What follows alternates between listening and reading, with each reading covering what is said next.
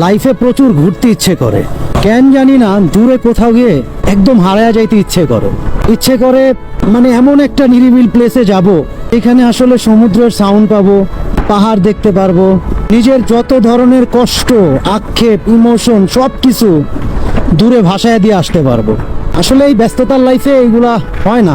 Office, নিজের ব্যস্ততার life, family সব কিছু মিলে আসলে কেন যে এত আলি বড় হয়ে গেলাম, সেই বুঝটাই আসলে নিজের মধ্যে কাজ করে না। খুব খারাপ লাগে যে অনেক ইচ্ছে আর কি যে অনেক ঘুরতে পারতাম। ভাই আমার কাছে মনে হয় যারা অনেক খারাপ লাগার মধ্যে আছেন, নিজের মধ্যে অনেক কষ্ট আছে, এক নামাজ পড়েন, দ্বিতীয়ত হইলো প্রচুর ঘুরেন। লাইফটারে প্রচুর অ্যাডভেঞ্চার করতে হবে।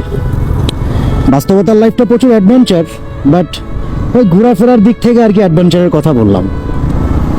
থাকে না, এটা আমার একটা ইচ্ছা অনেক দিনের যে আমি একবারে হারায় যেতে চাই, আবার ফিরে আসবো, বাট অনেক লাইফটারে প্রচুর অ্যাডভেঞ্চার করার পর তারপরে আবার। আসলে সবার তো আর সব ধরনের ইচ্ছা পূরণ হয় না। এটাও আমার একটা ছোটোখাটো ইচ্ছে, যে ইচ্ছেটা নিয়ে অনেক দিন পর্যন্ত মানে স্বপ্ন দেখি যে অমুক করতেছি, তমুক করতেছি, ওই দেশে চলে যাচ্ছি, ওই জেলায় চলে যাচ্ছি, ওইখানে হারায় যাচ্ছি। এটা আসলে একটা আক্ষেপের কথা আর কি। জানি না কবে নাগাদ এই ইচ্ছেটা পূরণ হয়, কিন্তু অনেক ইচ্ছে ভাই, অনেক দূরে যায় একটু হারায় যেতে পারতাম, একটু অ্যাডভেঞ্চার লাইফটারে লিড করতে পারতাম। এই যে লাস্ট কিছুদিন আগে কক্সবাজার গেলাম, আপনার ভালোই লাগছে ভাই, বিশ্বাস করেন।